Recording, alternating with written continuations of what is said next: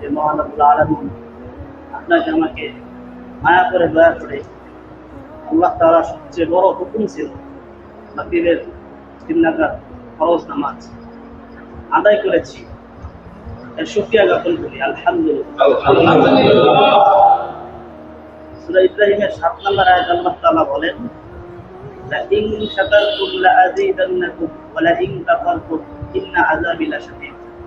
যে বান্দারা আমার নিয়ামত দিয়ে শুকরিয়া আদায় করে আমি আমার নিয়ামত আরো বাড়িয়ে দিই, আর যারা শুকরিয়া করে না তাদের জন্য কঠিন বড় আযাব প্রস্তুত হইতেছে। এর জন্য সকল সর্বদা আল্লাহ তাআলা নিয়ামত ভোগ করবো এবং শুকরিয়া করবো। শুকরিয়া আমি সবসময় করব। এই শুকরিয়া আমি যখন ক্ষতিগ্রস্ত থাকবো, যখন আমি কোনো বিপদে পড়বো তখনও শুকরিয়া করব, যখন আমি ভালো থাকবো তখনও শুকরিয়া করব, যখন আমি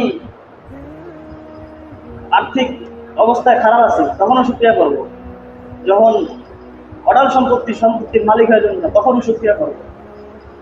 আল্লাহ তাআলা আপনাকে আমাকে যা কিছুর জিম্মাদার দেওয়ার, যেটা আমি পাইতে ছিলাম না, যেটা আমি পেয়েছি এই জন্য শুকরিয়া করব। প্রত্যেকটা সেক্টরে আমরা শুকরিয়া করব যে আল্লাহ তাআলাই আমাকে এই স্থানে বসাইছে। এটার মানে পুরা কৃতিত্ব, এটার পুরো ক্রেডিট আল্লাহ তাআলাকে দিতে হবে। সূরা নামলে আছে, সূরা নামলের 15 নম্বর আয়াত আল্লাহ তাআলা বলেন, ওয়ালাকাদ আতাইনা দাউদা ওয়া সুলাইমানা ইলমা, যে আমি দাউদ ও সুলাইমানকে ইলম দান করেছি। ওয়াকাল আলহামদুলিল্লাযী ফাদ্দালানা আলা কাসীরিন মিনাল মুমিনিন। তারা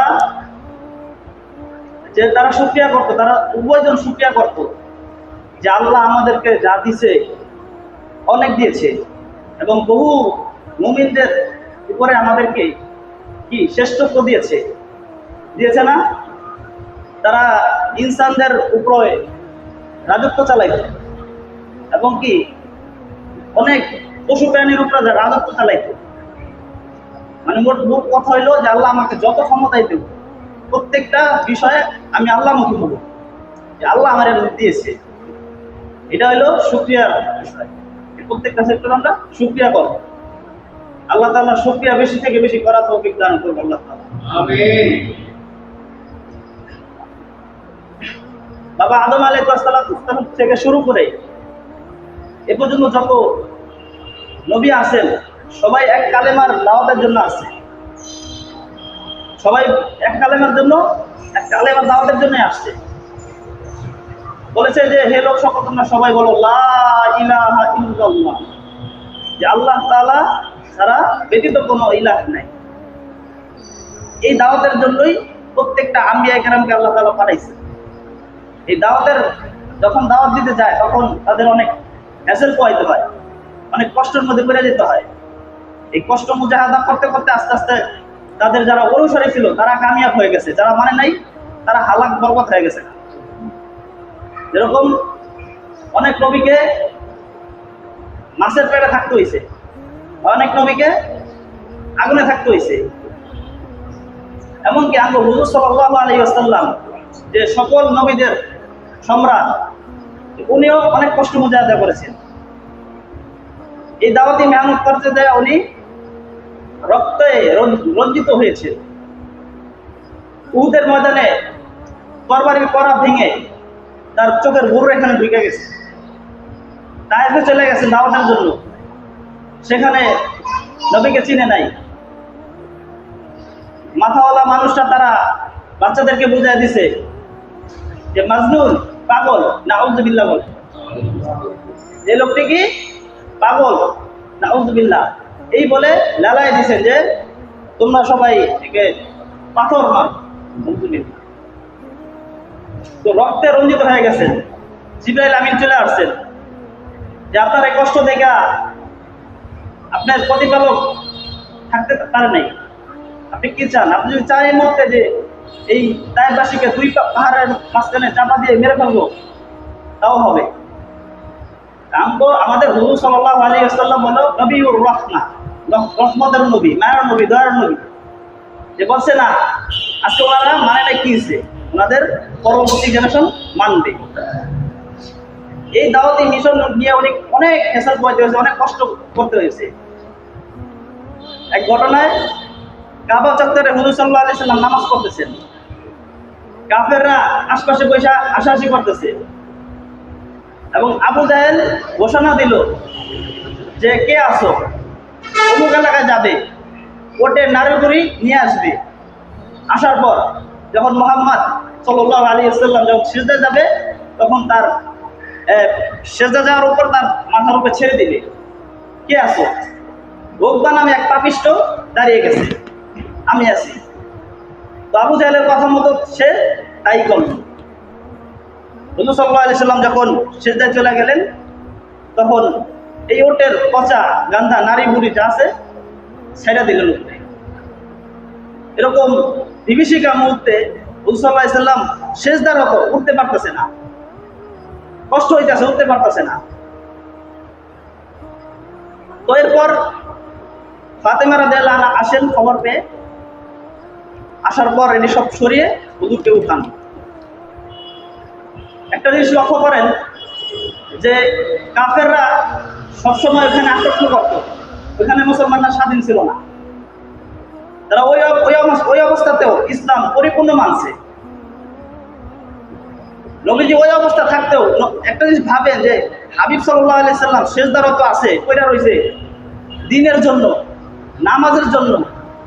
এবং কাফেররা সবসময় একটাই দোষ হিট করছে, কি দোষ? যে তোমরা কেন আল্লাহকে বললো এক। ঠিক আছে, এটা কি দোষ ধরছে কাফেররা। এবং কেন তোমরা কাবা চত্বরে আল্লাহর ইবাদত করো, এটা দোষ ধরে ফেলেছে। হাবিব মাথার রত, সিজদারত, নামাজের জন্য কত কষ্ট করেছে, দিনের জন্য কত কষ্ট করেছে। আর আজকাল দিন আমরা এমনি এমনি পেয়ে গেছি, যে বাপদাদার প্রত্যেক সম্পত্তি আমরা যেমনি এমনি এমনি পেয়ে যাই মেহনত ছাড়া, দিনও আমরা মানে মেহনত ছাড়াই পেয়ে গেছি। আলহামদুলিল্লাহ মেহনত ছাড়া পেয়ে গেছি, কিন্তু এই দিনের যে দিন পাইছি, এই সাহাবী আলার দিন মানে পাইতে হলে তাদের মতো আমরা হইতে পারবো না, কিন্তু তাদের যে কষ্ট হয়েছে ওই কষ্টগুলো আমরা অনুধাবন করতে পারবো যদি মেহনত করতে পারি। এই জন্য মেহনত করার ইচ্ছা আছে তো ইনশাআল্লাহ দিনের প্রতি। তো আরেকটা ঘোষণা দেওয়া হইল, এই উকবাই আবার এই উকবাই হুজুর সাল্লাল্লাহু আলাইহি সাল্লাম কাবা চত্বরে বসে আছে, নবীকে হত্যা করে ফেলবে। এরকম একটা চাদর রুমাল নবীর গলায় লটকানো হয়েছে। লটকানোর পর সাথে ছিল আব্দুল্লাহ ইবনে মাসউদ। তিনি বলতেছে যে আমি সাহস পাইতাছি না যে কাফেরদের ওখানে যায় আমি হাবিবকে রক্ষা করব, কারণ তাদের বল ওখানে বেশি, আমি গেলে তারা আমাকে পিটাইবে। তিনি কাঁদতেছে। তো সাথে সাথে আবু বকর রাদিয়াল্লাহু আনহু আসার পর ওই উকবাকে একটা ধাক্কা দিছে, উকবা ছুটে যা পড়ে গেছে। যাওয়ার পর এই উকবাকে বলল যে তুমি একটা মানুষকে কেন এত কষ্ট দিতেছো? এই মানুষটা তো তার প্রতিপালক যে সৃষ্টি করছে ওনার ইবাদত করে এবং উনি রিসালাত নিয়ে আসছে, উনি সত্য নবী, যে ব্যাপারে উনি তোমাদেরকে বাস্তব অনেক মুজাকারা দেয়ছে এবং দলিল দাবদাও দিয়েছে। কেন তোমরা এরকম করতেছো? এই দিনের জন্য অনেক কষ্ট মেহনত করছে। বেলাল হাবশী রাদিয়াল্লাহু আনহু আমরা সবাই জানি যে মরুভূমির গরম উত্তপ্ত পানির মধ্যে ওনাকে চাপা দেওয়া হয়েছে। মনে রাখবেন ওই সময় কিন্তু সাহাবায়ে কেরামদের প্রতিহত করার ক্ষমতা ছিল, কিন্তু তারা করে নাই। কেন? তখন পর্যন্ত আল্লাহর তরফ থেকে কোনো আদেশ আসতেছে না, তখন পর্যন্ত একটা আদেশ আসতেছে না যে তোমরা এটার মানে প্রতিবাদ করো, এরকম কোনো ইয়ে আসতেছে না। তখনই আল্লাহ তাআলা একটাই বলেছে সূরা নাহলের 127 নম্বর আয়াতে, ওয়াসবির ওয়া মা সাবরুকা ইল্লা বিল্লাহ। হে নবী আপনি ধৈর্য ধারণ করুন, আপনার ধৈর্য আল্লাহর তৌফিকে হবে। ওই সময় সবাই জুলুম অত্যাচার সহ্য করছে এবং ধৈর্যের মাধ্যমে এটা ধামা চাপা দিয়ে রেখেছে, কিন্তু দাওয়াত থেকে ক্ষান্ত থাকে না।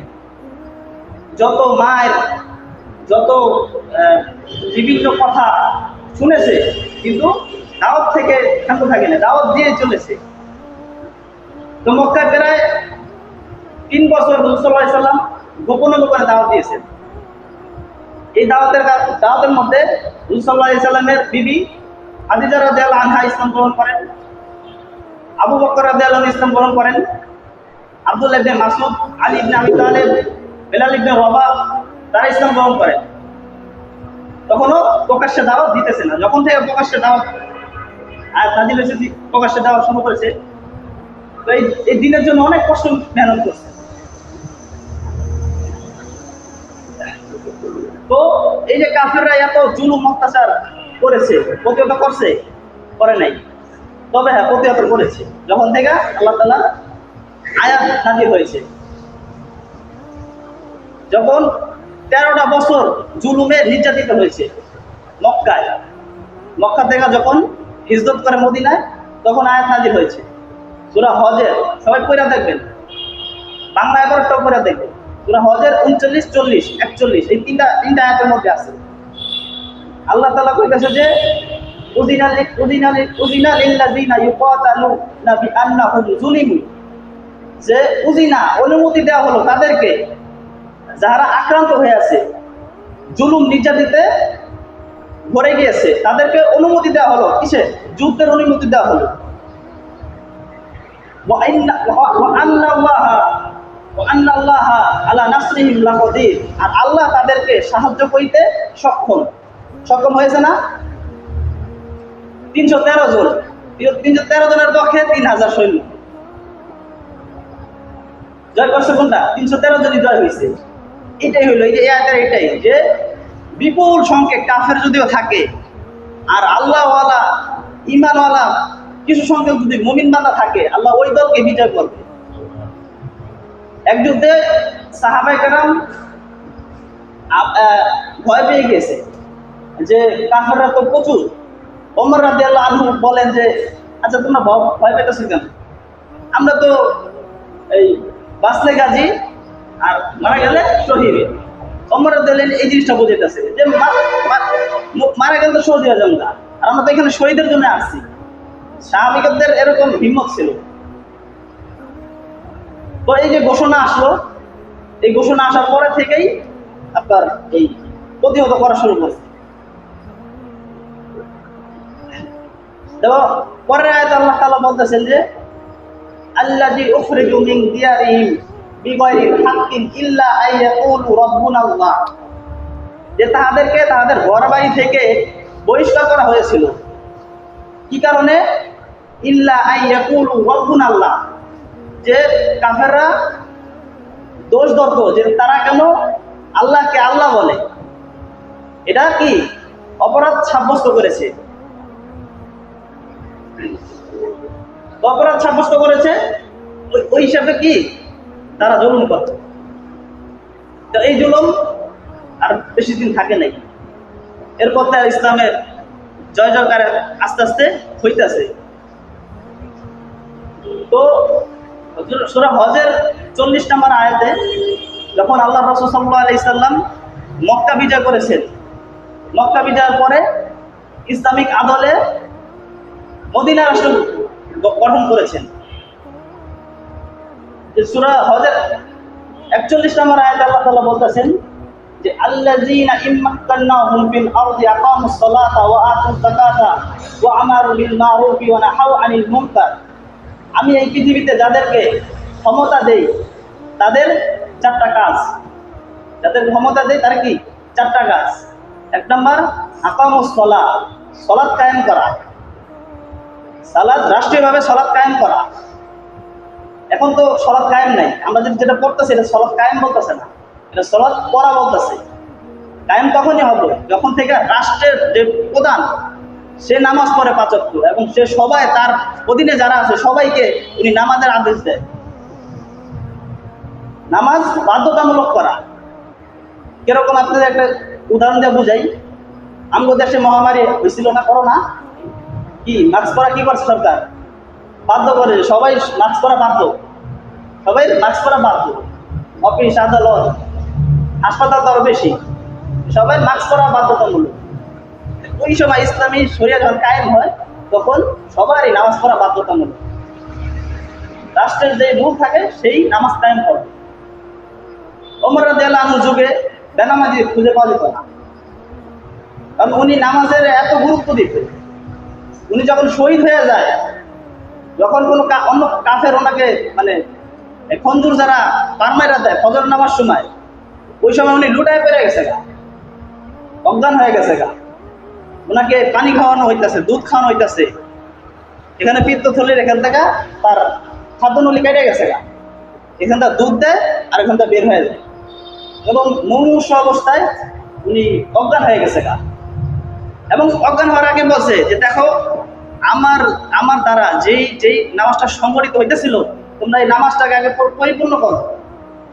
উনি অজ্ঞান হয়ে গেলেন। যখন অজ্ঞান হওয়ার পর উনি একটু দেখতে পাচ্ছেন, বুঝতে পারতেছেন, স্বাভাবিক অবস্থায় আমরা কি হলে কি করতাম, যে আমাদের কোনো শত্রু মারছে, হসপিটাল থেকে আমি সুস্থ হয়ে আইছি, আগে কি করবো, ওরা যে আগে পিড়ে যাবে নাকি?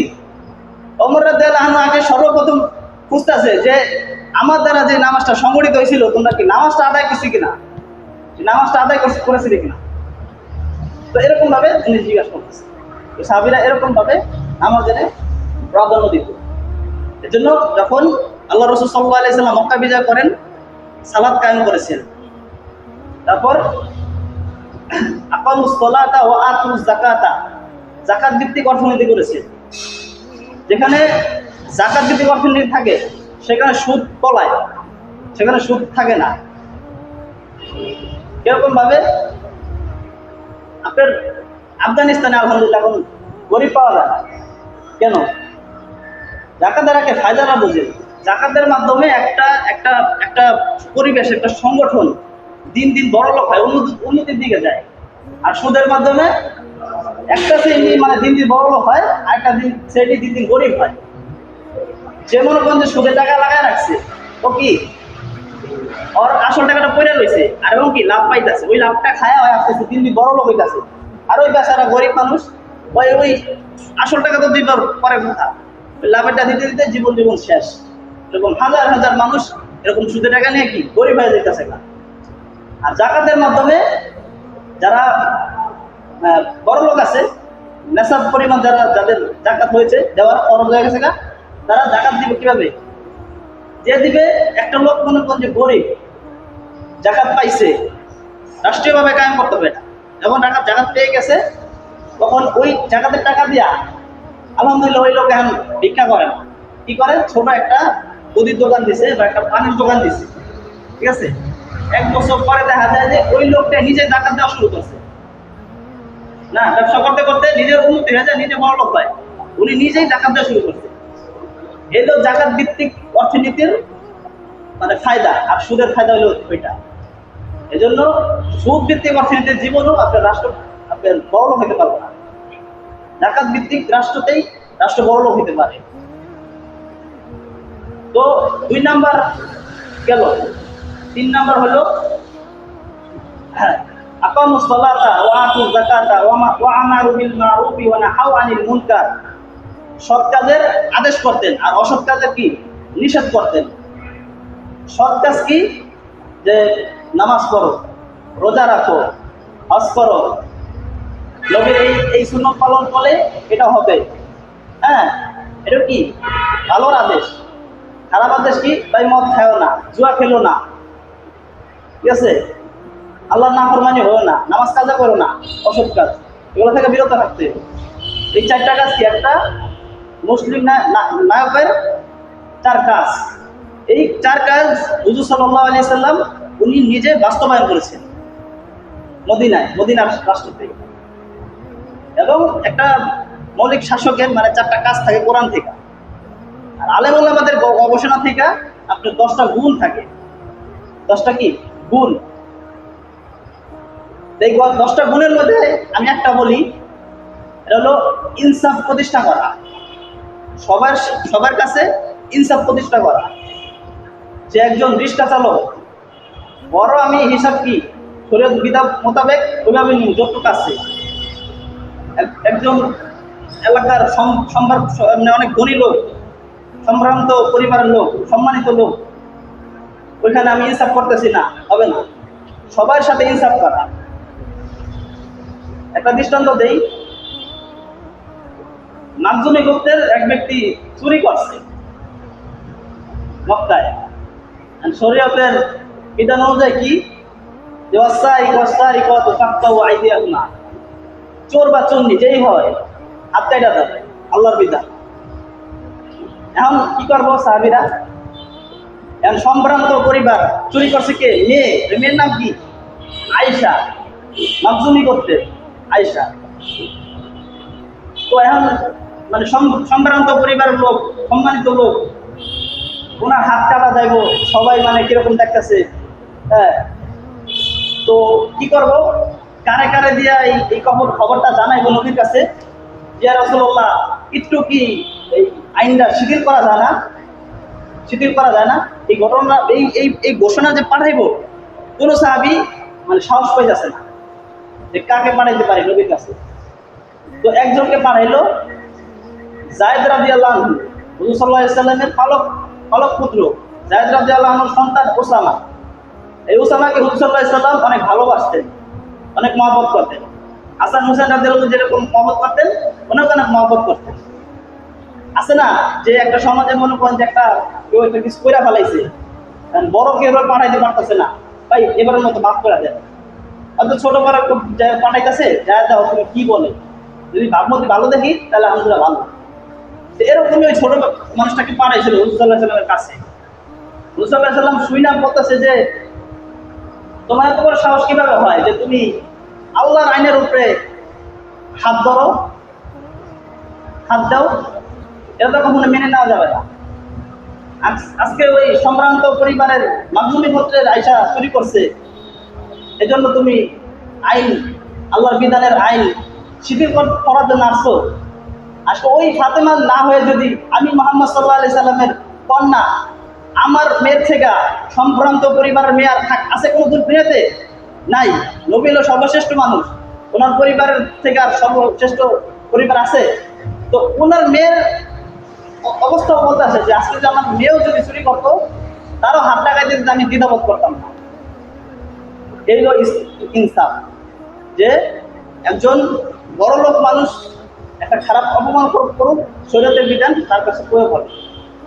কিন্তু আমাদের সমাজে দেখবেন যে যারা আপনার অনেক ইসলামী শাসন নাই, কিন্তু এমনিও অনেক অপরাধ হয়ে গেলে সামাজিকভাবে বিচারাত্মক হয়, যে মনে করেন যে ছোটোখাটো মনে করেন যারা রিক্সা চালক, দিনমজুরি করে, এদের উপরে শাস্তি প্রয়োগ করে সেইভাবে। আর যারা মনে করেন যে বড় টাইপন প্যান্টেওয়ালা চুরি কোনো অপরাধ না, আবার তাদেরকে কোনো চোর বলবো না, তখন তাদেরকে বলবো পাচারকারী। তাদেরকে কি চোর বলে না, পাচারকারী বলবো। ঠিক আছে? তো এই হলো একটা বৈষম্য। লাস্টে হুজুর সাল্লাল্লাহু আলাইহি ওয়াসাল্লাম হাদিসের আগেই বলছে, যেহেতু আমি লাস্টে বলতেছি, যে হুজুর সাল্লাল্লাহু আলাইহি ওয়াসাল্লাম বলেছেন যে তোমাদের পূর্ববর্তী জামানা এই এক কারণে ধ্বংস হয়ে গেছে, যে তাদের সম্ভ্রান্ত পরিবারের কেউ যদি কোনো আকামকাম করতো, তাহলে এই জিনিসটা শিথিল করে ফেলাইতো, আর গরিব মানুষগুলোর উপরে ওই শরীয়তের আইনগুলা প্রয়োগ করা হইতো। এটা ঠিক না। তো এই মনে করেন যে শরীয়তের বিধান।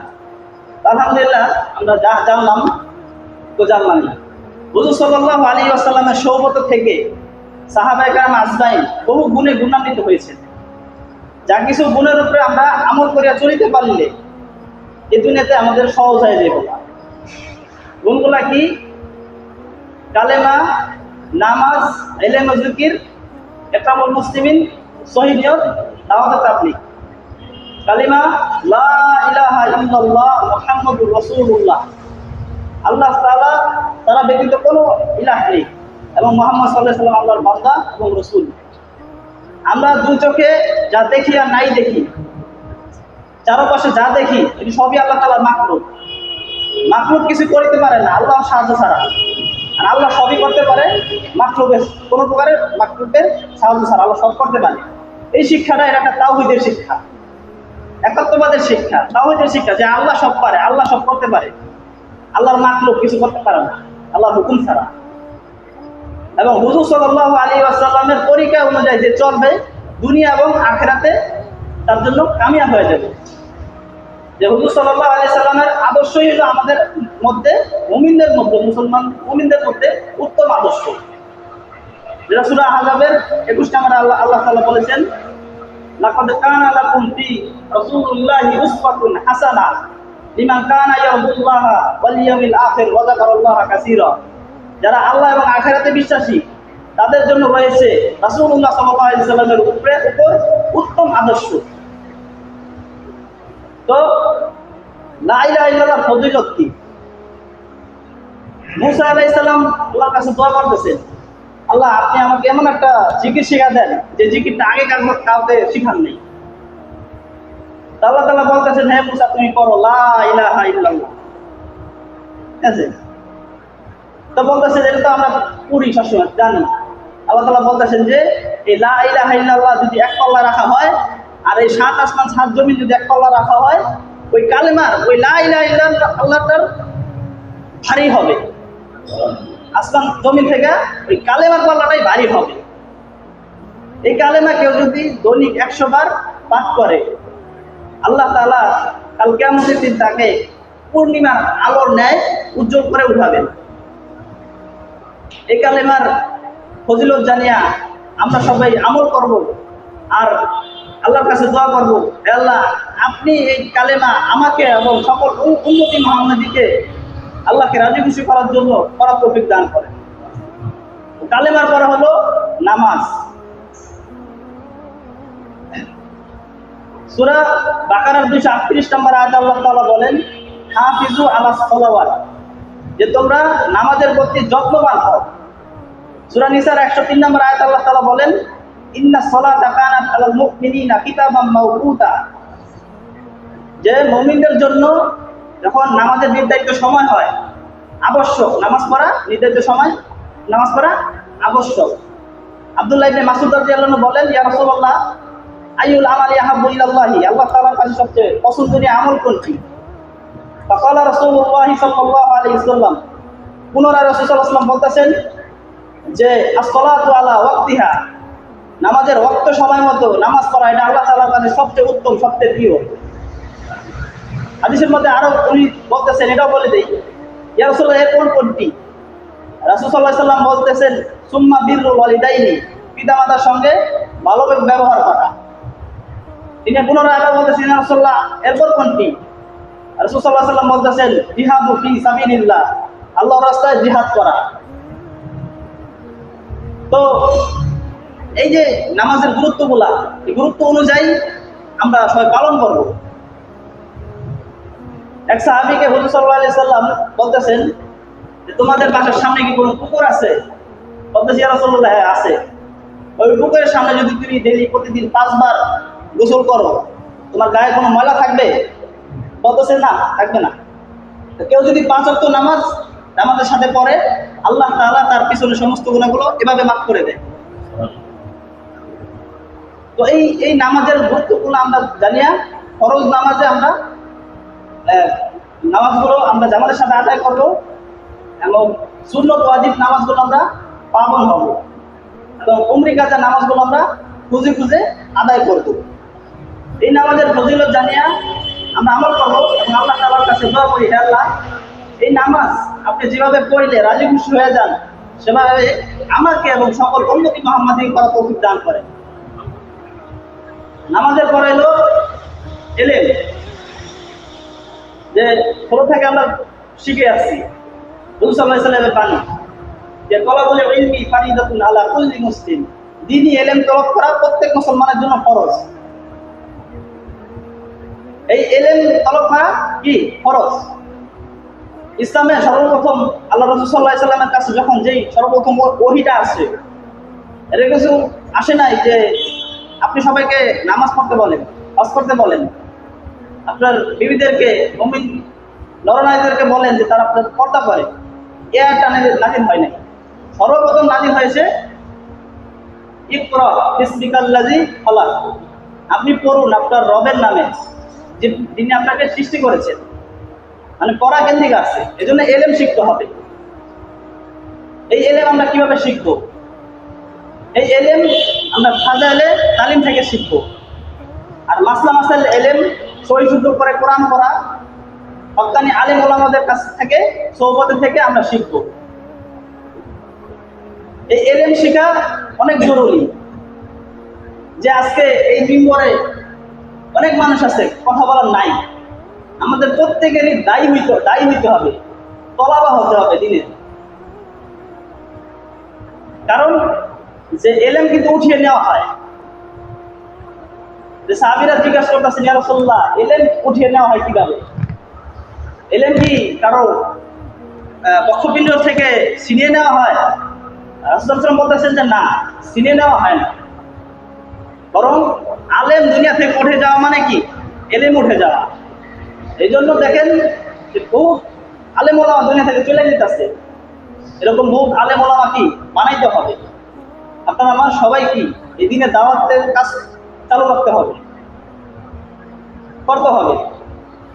আল্লাহ তাআলা রাসূল সাল্লাল্লাহু আলাইহি ওয়াসাল্লামকে বলেছেন যে ইয়া আইয়ুহার রাসূলু বাল্লিগু মা উনজিলা ইলাইকা মির রাব্বিক, হে নবী, আপনার প্রতি যাহা অবতীর্ণ হয় আপনি তাহা প্রচার করুন। প্রচার করুন, বাল্লিগ। আমরা তাবলীগ করতেছি না, ওই তাবলীগের শব্দটা ওই বাল্লিগ থেকে আসছে, প্রচার করুন। এবং হুজুর সাল্লাল্লাহু আলাইহি ওয়াসাল্লাম উনি ওনার বাণী থেকে বলতেছে যে বাল্লিগু আন্নী ওয়ালাউ আয়া, কে আসো আমার পক্ষ হইতে একটা আয়াত হইলেও অন্যকে পৌঁছায় দিবা। এজন্য এই তাবলীগের সাথে থেকে আমরা এই এলেমগুলো শিখবো এবং হক্কানি আলেম ওলামাদের কাছে যে এলেম শিখবো। এলেমের ফজিলত কি? যে ব্যক্তি এলেম শিক্ষা গ্রহণের জন্য আল্লাহর রাস্তায় বের হয়, আল্লাহ তাআলা তার জান্নাতের রাস্তা সহজ করে দেন। এই এলেম আমরা বেশি বেশি শিখবো এবং আল্লাহর কাছে দোয়া করবো, আল্লাহ এই এলেম আপনি যেভাবে শিখলে রাজি খুশি হয়ে যান, সেভাবে আমাকে এবং সকল উম্মতি মুহাম্মাদি করার তৌফিক দান করেন। এলেমের পরে হলো জিকির। যার অন্তরে জিকির আছে তার অন্তর জিন্দা, যার অন্তরে জিকির নাই তার দিল কি? মুর্দা। আল্লাহ তাআলা সূরাতুল মুনাফিকুনের 9 নম্বর আয়াতে বলতেছেন, ইয়া আইয়ুহাল্লাযীনা আমানু লা তুলহিকুম আমওয়ালুকুম ওয়ালা আওলাদুকুম আন যিকরিল্লাহ ওয়া মান ইয়াফআল যালিকা ফাউলাইকা হুমুল খাসিরুন। হে মুমিনগণ, তোমাদের সন্তান সন্ততি সম্পদ এগুলো যেন আল্লাহর জিকির থেকে উদাসীন না করে। যারাই উদাসীন হবে আল্লাহর জিকির থেকে, তারাই ক্ষতিগ্রস্তদের অন্তর্ভুক্ত হবে। এজন্য হারহারতে আল্লাহর জিকির নিজের অন্তরে পয়দা করা। এই জিকিরের ফজিলত আছে যে কেউ যদি একবার সুবহানাল্লাহ বলে আল্লাহর রাস্তায় বের হয়ে, আল্লাহ তাআলা তাকে 49 কোটি দেখি তার আমলনামায় দিয়ে দেন। এই জিকিরের ফজিলত জানিয়ে আমরা নিজে আমল করি এবং অপর ভাইকে দাওয়াত দিই এবং আল্লাহর কাছে দোয়া করি, হে আল্লাহ, আপনি যেভাবে আপনার জিকির করিলে খুশি হন, সেভাবে আমাকে এবং সকল উম্মতি মুহাম্মাদি করার তৌফিক দান করেন। জিকিরের পর হলো ইকরামুল মুসলিমিন, মুসলমান ভাইয়ের কিমত বুঝে কদর করা। প্রত্যেকটা মানুষের আমরা ইকরাম করব, যে আমরা সবাই একজন আরেকজনের কি সহায়ক হব। ইকরাম কি? একজন মুসলমান ভাইয়ের প্রতি সহায়ক হওয়া, তাকে হেল্প করা, ইকরাম। যে আল্লাহ রাসূল সাল্লাল্লাহু আলাইহি ওয়াসাল্লাম সহিহ বুখারীর 13 নম্বর হাদিসে বলতেছেন, আনাস রাদিয়াল্লাহু আনহু বর্ণনা, তিনি বলেন, লা ইউমিনু আহাদাকুম হাত্তা ইউহিব্বা লিআখিহি মা ইউহিব্বু লিনাফসিহি। যে তোমাদের মধ্যে ততক্ষণ পর্যন্ত কেউ প্রকৃত মুমিন হতে পারবে না যতক্ষণ না সে তার নিজের জন্য যা ভালো মনে করে তার অপর ভাইয়ের জন্য ভালো না মনে করে। আমরা নিজের জন্য যা ভালো মনে করবো, অপর ভাইয়ের জন্য কি তাও ভালো মনে করবো। তো ইকরাম করিলে কেউ যদি একরাম করার চেষ্টা করে এবং একরাম করে, আল্লাহ তাআলা তাকে 10 বছর ইতিকাফ করার সওয়াব দান করে। এই একরাম আমরা বেশি বেশি করব এবং আল্লাহর কাছে দোয়া করি যে আল্লাহ এই একরাম আমাকে এবং সকল উম্মতি মুহাম্মাদী করার তৌফিক দান করেন। একরামে পড়ালো দাওয়াতে তাবলীগ,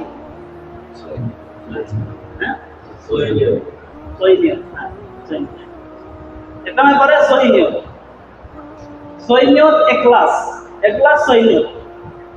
যে আমল আল্লাহকে রাজি খুশি করার জন্য হয় এবং হুজুর সাল্লাল্লাহু আলাইহি সাল্লামের দেখানো পদ্ধতিতে হয়, যে আমল কবুল করে নেয়, যে আমার নিয়ত থাকতে হবে যে আল্লাহকে রাজি খুশি করার জন্য, হুজুর সাল্লাল্লাহু আলাইহি সাল্লামের দেখানো পদ্ধতিতে। নিয়ত খারাপ রেখে যদি আমরা, নিয়ত সহি রেখে যদি আমরা আল্লাহর রাস্তায় যদি একটা খুরমা খেজুরও দান করি, আল্লাহ তাআলা উহুদ পাহাড়ের সমতুল্য নেকি তার আমলনামা দিয়ে দিবেন। আর নিয়ত যদি অশুদ্ধ থাকে, নিয়ত যদি লৌকিকতা মানুষকে দেখানো হয়, তাহলে একটা চুল পরিমাণ নাকি আল্লাহ তাআলা দিবেন না। এজন্য নিয়তকে ঠিক রাখা। রাসূল সাল্লাল্লাহু আলাইহি ওয়াসাল্লাম বলেন যে ইন্নাল্লাহা লা ইয়াকবালু মিনাল আমালি ইল্লা মা কানা লাহু খালিসান। আল্লাহ বান্দার আমল ততক্ষণ পর্যন্ত কবুল করেন না, বান্দা যে আমল করবে একনিষ্ঠ আল্লাহকে রাজি খুশি করার জন্য যতক্ষণ পর্যন্ত না করে। এজন্য আল্লাহকে রাজি খুশি করার জন্য করতে হবে। এই নিয়ত করে আমরা আল্লাহর কাছে করব। তো এই নিয়তের ফজিলত জানিয়ে আমরা ভালো ভালো এই নিয়ত করব। আর নিয়ত যদি খারাপ হয়ে যায়, আল্লাহর কাছে ক্ষমা চাইব, আস্তাগফিরুল্লাহ বলে নিয়তকে সহি করে ফেলব। তো এই ভালো ভালো নিয়ত আমাকে করার তৌফিক দান করো, সারা উম্মতি মুহাম্মাদীকে করার তৌফিক দান করো। নিয়ত করা হলো দাওয়াতে তাবলীগ। যে হক্কানি উলামায়ে কেরাম এবং তাবলীগের মুরব্বিয়ানে কেরাম নিসাব রাখছেন যে জীবনের শুরুতে 3 চিল্লা 4 মাস বা 120 দিন, এই যে এই আমলটি বললাম যে শিখার একটা কি দাওয়াতে তাবলীগ, এর একটা মাধ্যম। এজন্য 120 দিন আল্লাহর রাস্তায় লাগাইতে হবে এবং এই আমলগুলো যা বললাম নিজের মধ্যে ফিট করতে হবে এবং নিজেকে ফিট করে ওই তার প্রতি আমল করা। তো এই দাওয়াতে তাবলীগের যে আমলগুলো আমরা যেভাবে করুন, যখন করব তখনই আমরা আস্তে আস্তে কামিয়াব হয়ে যাব। তো ইনশাআল্লাহ যে দাওয়াতে তাবলীগের অনেকে চিল্লা লাগাইতেছে, অনেকে 3 দিন দিতেছে, অনেকে আপনার এক সাল লাগাইতেছে। তো আমরা কে রাজি আছে এখান থেকে যে জীবনের শুরুতে 3 চিল্লা দেওয়ার ইনশাআল্লাহ নিয়ত আছে সবাই? আল্লাহ আমাকে এবং আপনাদের সবাইকে কবুল করেন এবং এই দাওয়াতে তাবলীগের সাথে এই কাজকে মওত পর্যন্ত জুড়ে থাকার তৌফিক দান করেন। আমিন। ওয়া আখিরু দাওয়ানা আলহামদুলিল্লাহ।